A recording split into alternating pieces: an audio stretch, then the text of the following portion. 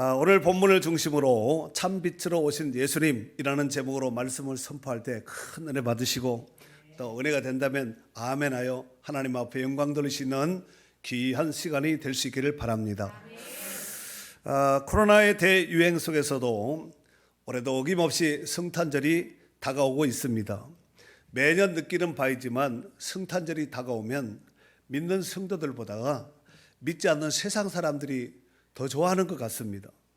그냥 보면은 둘 다 좋아하는 모습들이 비슷해 보이는 것 같은데, 하지만 세상 사람들이 기뻐하고 즐거워하는 이유는 세상 쾌락과 즐거움 때문에 기뻐하고 즐거워하는 것이고, 하지만 믿는 구원받은 성도들은 세상 사람들이 추구하는 즐거움이 아닌 영원한 영적인 즐거움을 더 많이 묵상할 수 있는 기회로 삼을 수 있기를 바랍니다.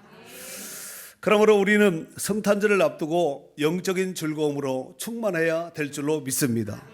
즉 죄에 빠진 인생들에게 구원자 되신 예수 그리스도의 나심을 통하여서 구원의 길이 활짝 열려지게 됨으로써 기뻐하고 즐거워하는 것은 구원받은 성도들의 당연한 모습이라고 생각합니다. 또한 이것은 성경에 기록된 성경을 기록한 목적이고, 또한 오늘 본 서신이 담겨져 있는 요한복음을 기록한 목적이기도 합니다.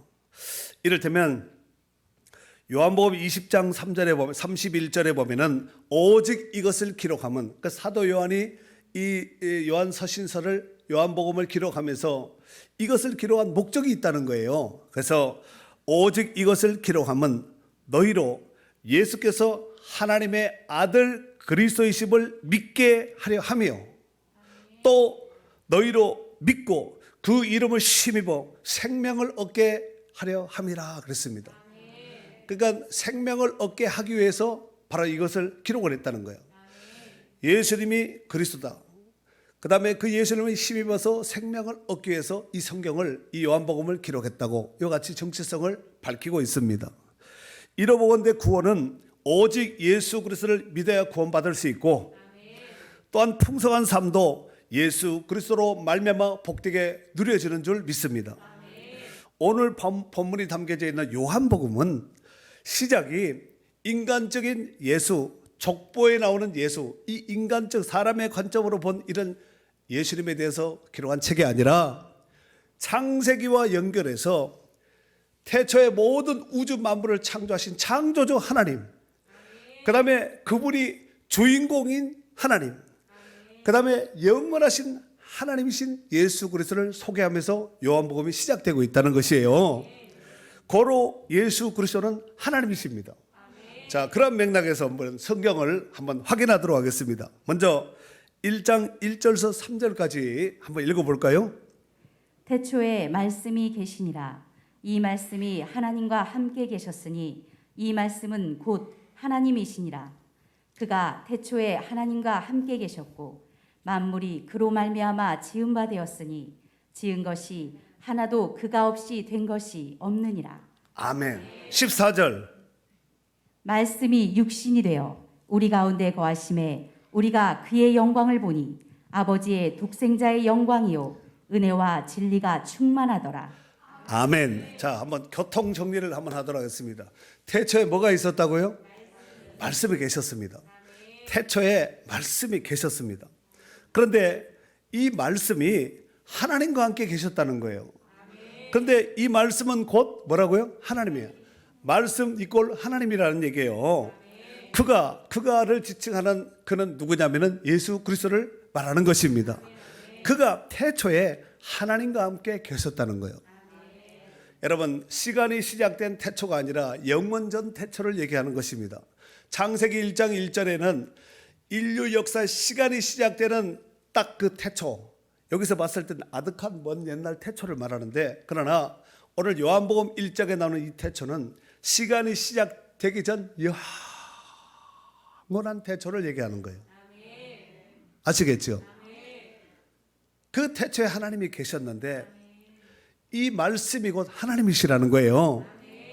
그런데 여기 2절에 보면은 그가 태초에 하나님과 함께 계셨고, 그 다음에 3절 만물이 그로 말미암아 지은 바 되, 그분으로 말미암아 지은 바 되었다는 거예요. 그러면은 그분이 누구예요? 창조주 하나님이란 얘기예요. 네. 그리고 지은 것이 하나도 일도 그가 없이 된 것이 없다는 거예요. 다 그분으로 인해서 창조되고 만들어지고 있다는 것입니다. 그런데 14절에 보니까 그 말씀이신 하나님께서 14절에 육신이 되어서 인카네이션 우리와 같은 몸을 입게 되어서 우리 가운데 거하시 우리 가운데 오셔서 오심에 우리가 그의 영광을 보니 아버지의 독생자의 영광이요 은혜와 진리가 충만하더라 그랬습니다. 아버지의 영광, 그 다음에 은혜와 진리 충만, 이것은 하나님의 속성이거든요. 그러니까 그분이 인간의 몸을 입고 이 땅에 오셨지만 같은 인간이라 할지라도 같은 인간으로 레벨로 보면 안 되고 그분이 바로 하나님으로 이 땅에 오셨다는 거예요. 자, 그런데 우리가 여기서 한번 이 말씀을 읽었으니까 여기서 한 두 가지를 한번 생각해 볼 수가 있습니다. 그 첫 번째로는 왜 말씀이신 하나님이 우리와 똑같은 육신을 입고 오셨을까요? 다른 모습으로 오면은 안 되나? 왜 우리와 같은 육신의 모습을 입고 오셨냐 이거죠. 천사의 모습으로 오시면 안 되나요? 좀 약간 좀 신령한 어떤 특별한 존재로 오시면 안 되었을까요? 우리와 같은 육신의 몸을 우리와 같은 똑같은 몸을 입고 이 땅에 오셨다는 것입니다. 그 이유는 여러분도 잘 아시다시피 구약 시대에는 죄를 지면은 하나님 앞에 나감에 있어서 빈손으로 나가지 않고 반드시 제물을 짐승을 가지고 나갔습니다. 그 짐승도 아무 짐승이나 되는 것이 아니라 꼭 네 가지밖에 안 됩니다. 소, 양, 비둘기, 염소밖에 안 됩니다. 돼지, 코끼리, 호랑이 이런 거 안 되고 오직 소, 양, 비둘기, 염소밖에 안 된다는 것입니다. 왜 소, 양, 비둘기, 염소밖에 되지 않는가? 하나님이 정하신 동물이기 때문에 그렇습니다. 나 앞에 죄 용서를 받고 죄를 속하기 위해서는 반드시 이 제물을 가지고 와라. 하나님이 정해 주신 거예요.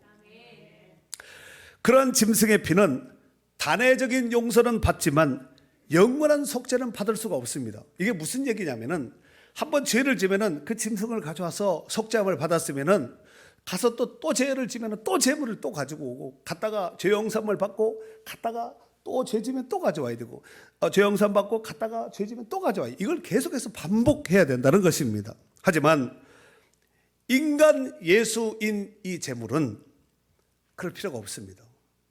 왜 예수님인가? 왜 구약의 짐승의 소양 비둘기 염소밖에 되지 않는가? 하나님이 정하신 거예요. 이것으로 해라고 하나님 정해놓으신 거예요. 그럼 왜 예수님인가? 예수님 왜 구원자가 안 되고 왜 예수님만이 속죄를 할 수 있는가? 하나님이 정해주신 예수님이 대속 제물로 이 땅에 오셔서 우리의 죄를 대속해서 정해진 사람이기 때문에 그렇습니다.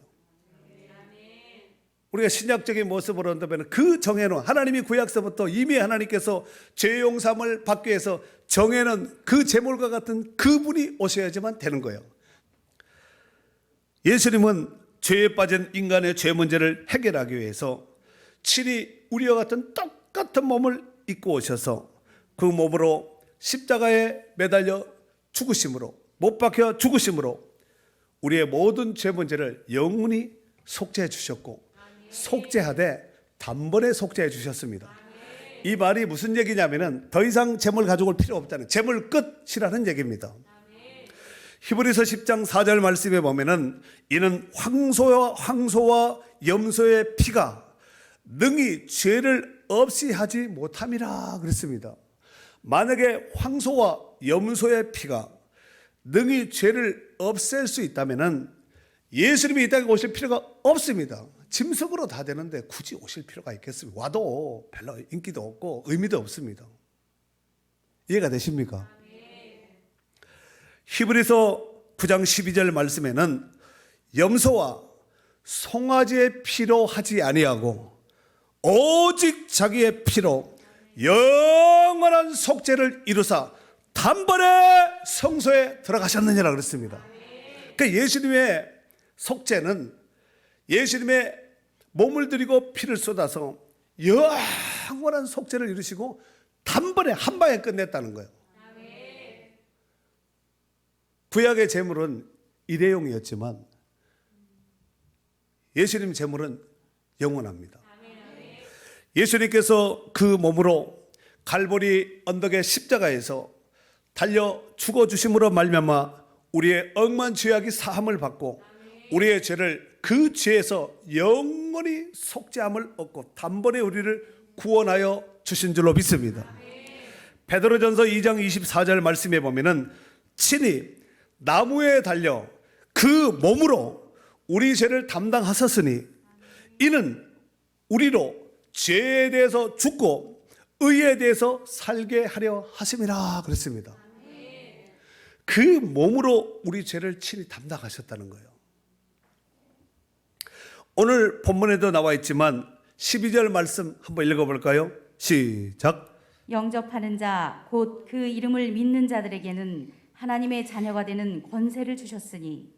아멘. 그렇습니다. 그래서 예수님께서 우리와 똑같은 몸을 이 땅에 오실 수밖에 없는 이유가 바로 이 죄 문제를 단번에 해결하고 영원한 속죄를 이루기 위해서 우리와 같은 똑같은 몸을 입고 오셨습니다. 예수님은 단순하게 어쩌다 그냥 오셨는가 보다 이렇게 생각하지 않고 하지 말고 이미 구약의 하나님이 약속한 그 구원자여 그 메시아입니다. 때가 참에 갈라디아 4장 4절에 보면은 그분이 오신 거예요.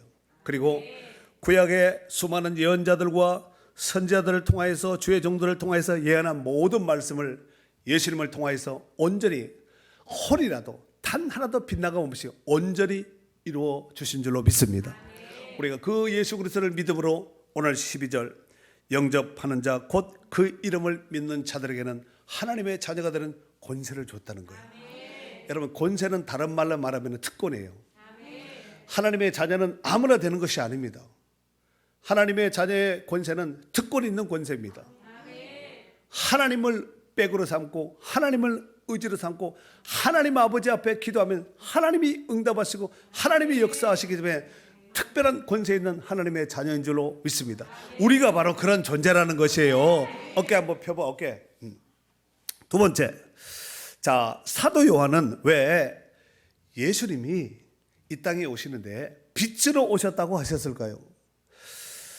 하나님께 범죄하고 죄에 빠진 인간의 모습은 마치 빛 없이 캄캄한 칠흑 같은 어둠의 삶을 사는 사람과 똑같습니다.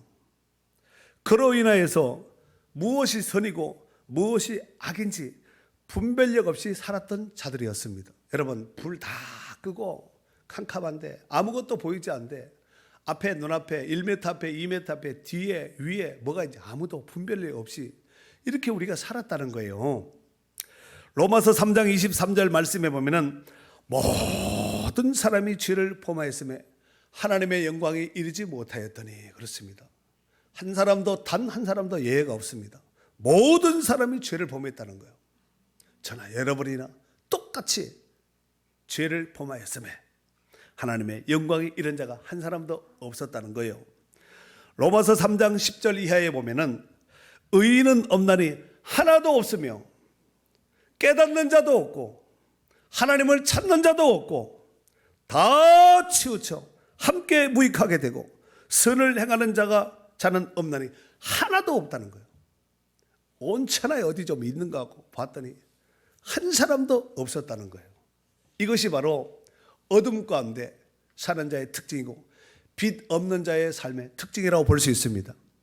그런 자의 삶에 대해서 오늘 성경에서는 뭐라고 말을 하고 있냐면은 10절 11절에 보면은 그가 세상에 계셨으며 세상은 그로 말미암아 지은 바 되었으되 그로 말미암아 지은 바 되었다면은 그분이 창조주 하나님이란 얘기예요.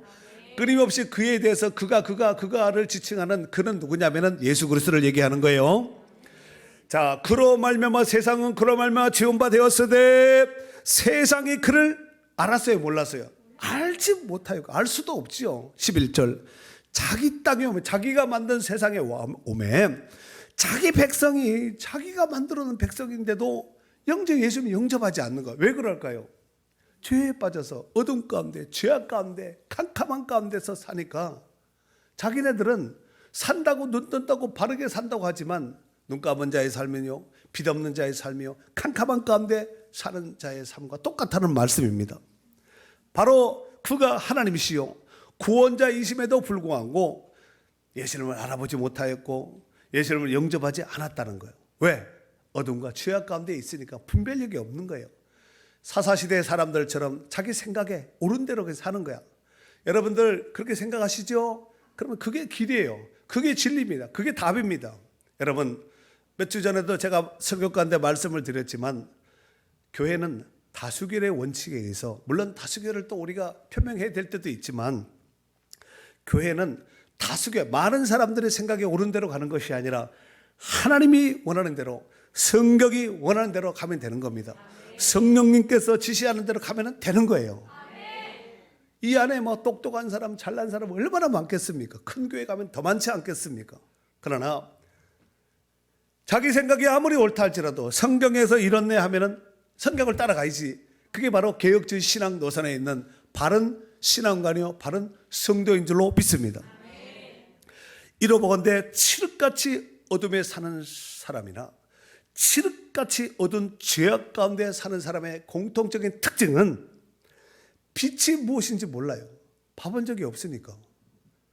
빛으로 오신 예수님을 모르는 거예요. 그렇게 영접하지 않는 것이죠. 만약에 그가 빛이고 하나님이고 구원자임을 알았다면 달려가서 쫓아가서 믿고 구원받아야 되지 않겠습니까? 문제는 우리도 전에는 다 그렇게 살았다는 거예요. 전에 그렇게 살았다는 거예요. 근데 전에 산 사람이 그래야 되는데 지금도 그렇게 살면 안 돼요.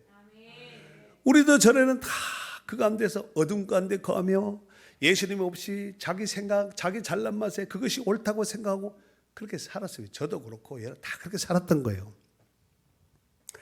에베소서 2장 3절 말씀에 보면은 전에는 우리도 다 그 가운데서 우리의 육체의 욕심을 따라 지내며 육이 원하는 대로 살았고 육체와 마음에 원하는 것을 하여 다른 이들과 같이 본질상 진노의 자녀였더니, 본질상 진노의 자녀라는 것은 바꿀 수가 없습니다.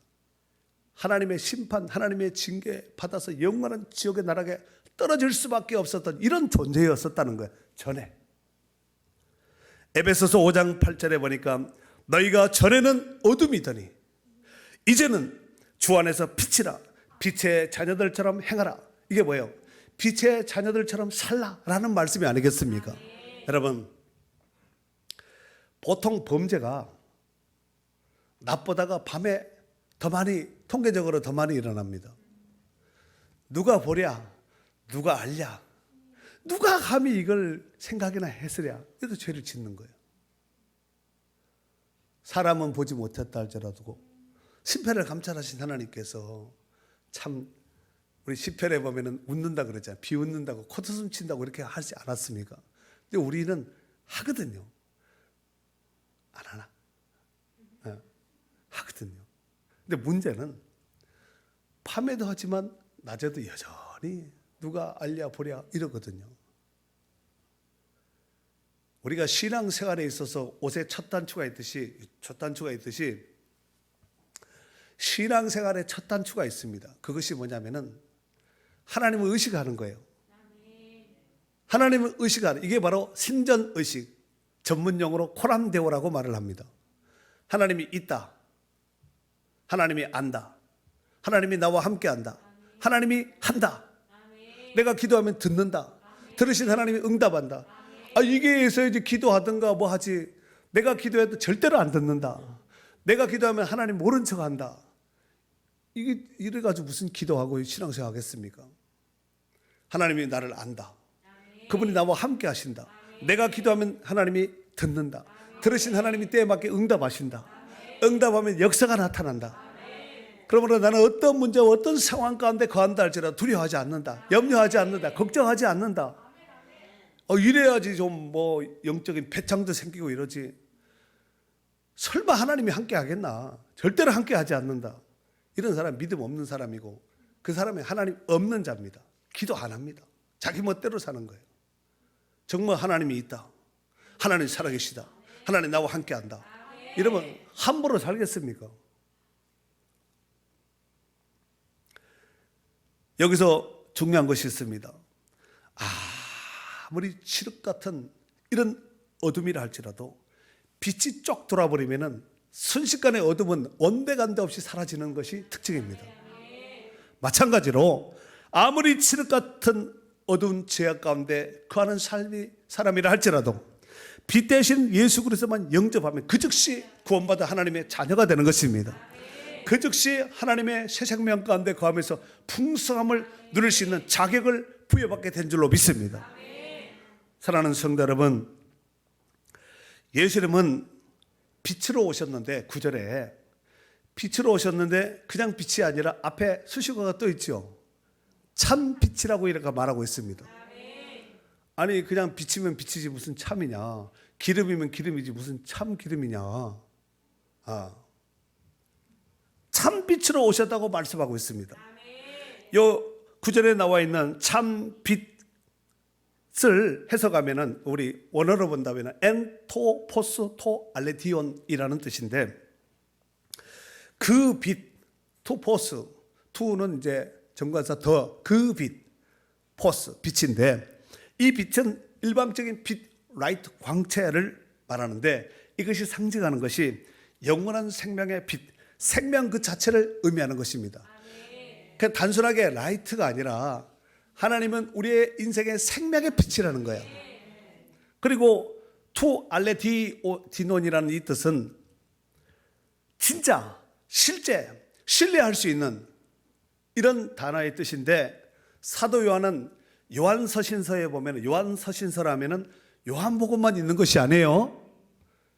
요한1서, 요한2서, 요한3서, 요한계시록, 요한복음, 이렇게 요한자가 들어간 것은 다 사도 요한이 기록한 성경인데, 오늘 요한복음에도 보면은 오늘 여기 참빛이라고 이렇게 표현을 했지만, 요한복음 15장 1절에 보면은 예수님을 일컬어서 나는 참 포도나무요, 예수님께서 참자를 이렇게 알레티노온이라는 단어를 썼어요. 이 단어를 사도 요한이 요한서신에, 요한 1서, 2서, 3서에 보면 많이 기록을 하고 있습니다. 요한서신에도 물론 있고. 그런데 여기서 이 참, 알레티논에 해당되는 이 참은 잘못됨의 반대 개념이 아니라 거짓의 반대 개념으로 이렇게 해석하면 안 되고, 불완전한 것에 대한 상대적인 개념으로서 신적 완전한 참을 말하는 거예요. 세상에는 참이 없습니다. 오직 하나님께만 참이 있는 거예요. 지금 그 얘기 하시는 거예요. 이러본데 예수님은 어둠과 불완전한 이 세상을 완전하게 하실 수 있는 참빛 그 자체라는 거예요. 이게 뭐예요? 예수님이 하나님이란 얘기예요. 디모데전서 4장 1절에 보니까 그러나 성령이 밝히 말씀하시기를 후일에 어떤 사람들이 믿음에서 떠나 미혹하는 영과 귀신의 가르침을 따르리라 그랬습니다. 지금은 안 떠났지만 믿음을 떠나서 미혹하는 영, 귀신의 가르침을 따른다는 거예요. 이게 뭐예요? 치우친 거잖아요. 요한 2서 1장 7절 말씀에는 미혹하는 자가 세상에 많이 나왔나니, 미혹하는 자가 세상에 막 뜨글뜨글 하다는 거예요. 이는 예수 그리스도께서 육체로 오심을 부인하는 자라. 이런 자가 미혹하는 자요 적그리스도라는 거예요. 아까 14절에 예수님께서 뭘로 오셨다 그랬죠? 말씀이 육신이 되었다는 거예요. 우리 가운데 거하셨다는 거예요.